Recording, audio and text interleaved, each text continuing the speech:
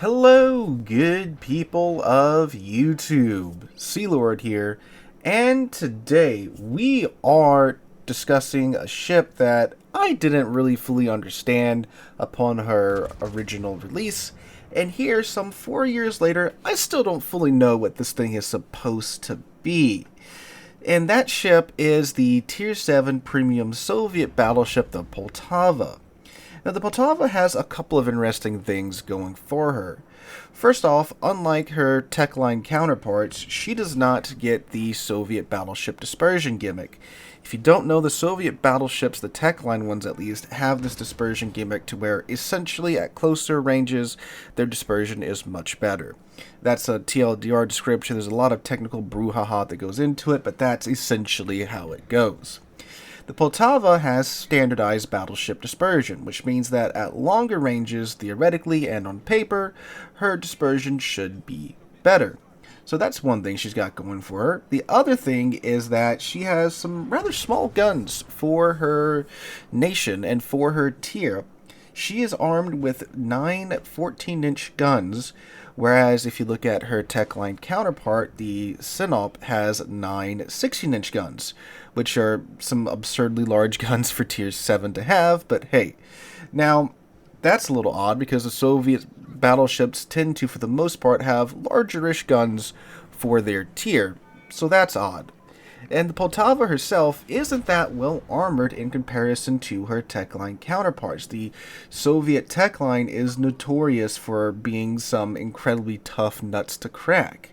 I mean, shoot, even the Sinop at this tier, it's chosen for ranked so much when ranked at Tier 7 because it is incredibly tough and it has those 16-inch guns. And, well, pretty much from Tier 7 on up, the Soviet battleships are always some of the first picks for modes like ranked and such.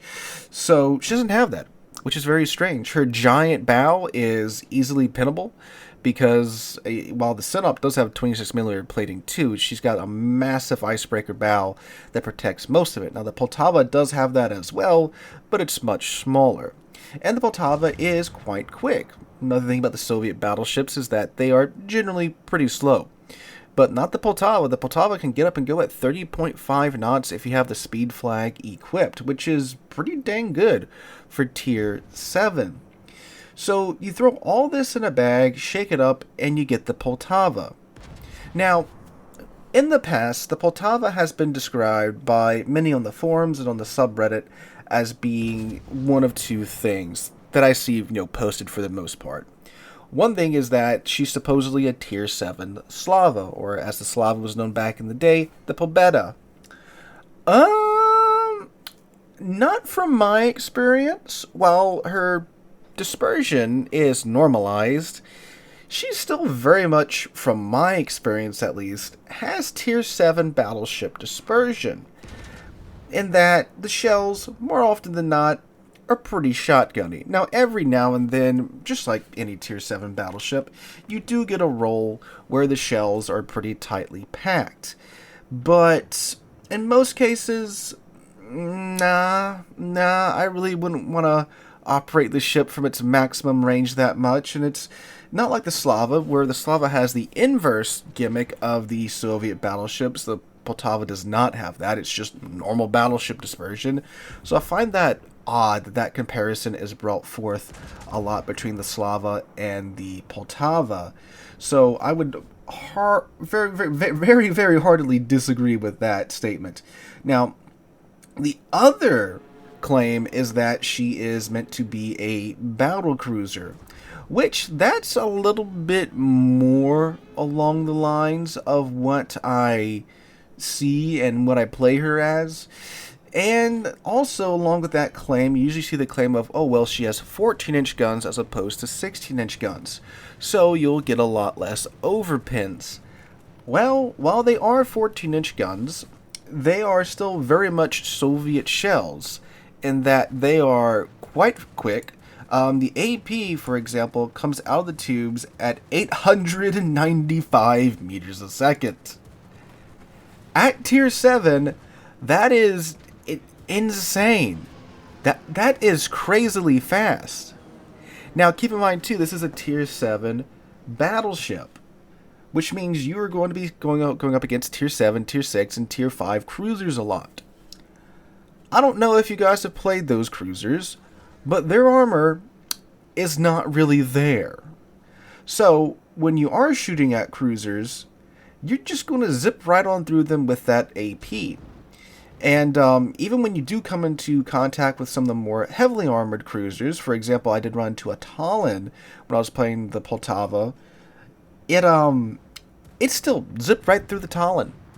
And the Talon, if you guys don't know, that's just a Sovieted Prince Eugen or Hipper, right? So that's a well-armored cruiser, and these 14-inch shells are still just overpinning them at like 10, 12 kilometers. Which, if there's one cruiser that I would imagine it would bite into when given a flat broadside, I would think it would be, a Talon. But also in the background footage, you'll see I did nuke a Pensacola too, but that's a Pensacola, so that's kind of just, that automatically happens if you just look at the Pensacola, right? So that's also something that's quite strange, the claims at least, when I hear those. So I would say yes to the battlecruiser part because, it is a lot easier to punish this ship than it is with the other Soviet battleships because her nose is, not that well armored. If you don't mind, she has such a massive nose too. The ship was designed to operate in the Northern Atlantic, and the Northern Atlantic is hardly a calm region of ocean, right? So you got to have, these big old huge bows to deal with the conditions there.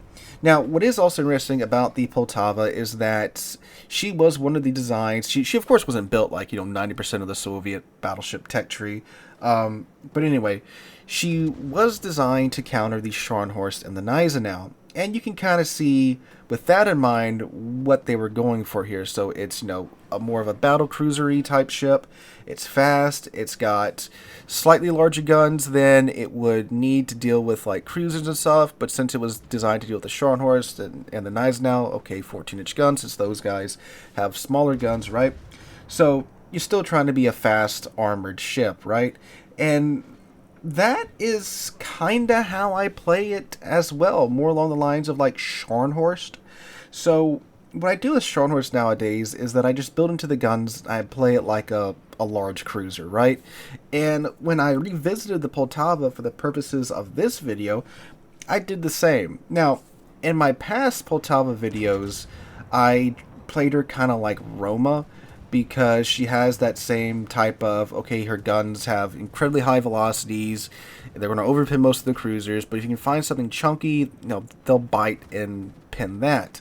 And that kind of got by, 4 years ago, right? But nowadays, taking the Scharnhorst approach, again, building into the main guns and building into survivability, especially if you have Kuznetsov, of course, you want to use him.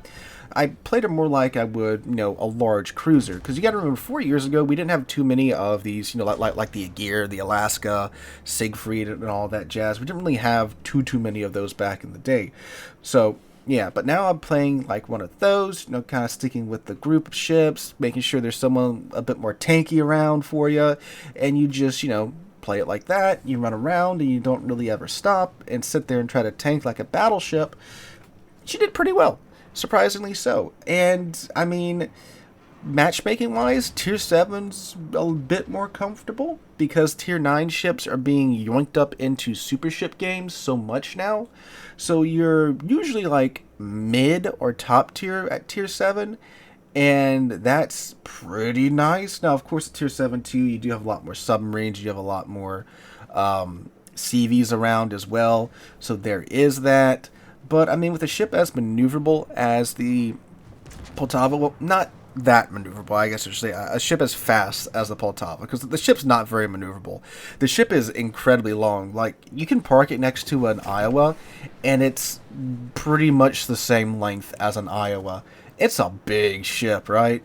The camera in the game does make it look like your ship is a lot larger than what it is, and you can kind of get a better sense of that when you pull up next to another ship, and like if you're in like a cruiser, you think you're in a huge cruiser, but then you pull up next to, like a battleship or something, you go, oh, okay, well, this cruiser isn't really that big, huh? But you can park this next to an Iowa, and they're pretty much the same length. So it's the length of a Tier 9 battleship, but it's at Tier 7.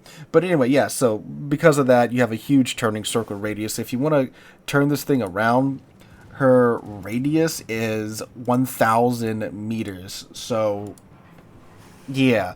But despite her size, she's actually pretty stealthy at 12.12 kilometers with a full build. By a full build, I mean just the commander skill. So that's pretty nice. I mean, heck, a Tier 7 ship with the 12-kilometer detection range, that's not bad, right? So you have a fast battleship with 14-inch guns that are going to overpin a lot of, well, what it is that you're aiming at.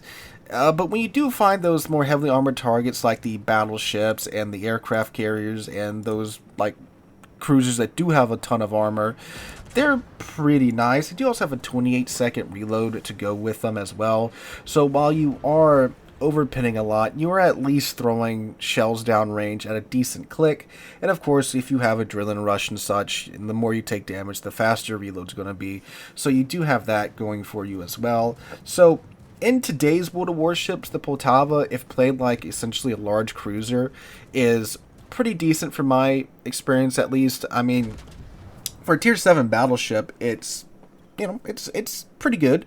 It's not like the best one in my imagination and in my opinion, but it's a pretty decent one. Now, if you do want one, unfortunately, they oddly removed her from the store, which is very strange because she was never really that popular in the first place. And I went and I dug up some old articles from back in the day, but apparently she was removed from not being popular enough. So, yeah. But if you do pick her up in your Santa container spree during this holiday season, I'd say you got a pretty solid ship, and just play it like a large cruiser, and you'll be good to go. Just be aware of your size, because, again, it is very much lightly armored. You don't want to get clamped. It's, I mean, like any of the Soviet ships, you gotta be wary about your size, but even more so with the Poltava because of her thinner all-around armor. So, Poltava, pretty good ship in my opinion, has managed to age pretty well. Again, I think with the matchmaking that happens at Tier 7 with the Tier 9 ships being sucked up into super ship games, I think she's aged very well, in fact. And if you do have one in your port, take her out and, you know, just take her for a couple of runs yourself and see how she does. So hope you guys enjoyed this video. If you did, make sure to drop a like, leave a comment, subscribe to the channel. We're on our way to 75,000 subs, thanks to you guys, and I can't thank you guys enough for that. Hope you guys have a great whatever day this gets released, because I'm on a museum ship road trip right now. You can check out the second channel for updates on that. But anyway, yeah, have a wonderful day. Hope you have a wonderful rest of your week. Hope to catch you guys in the next one.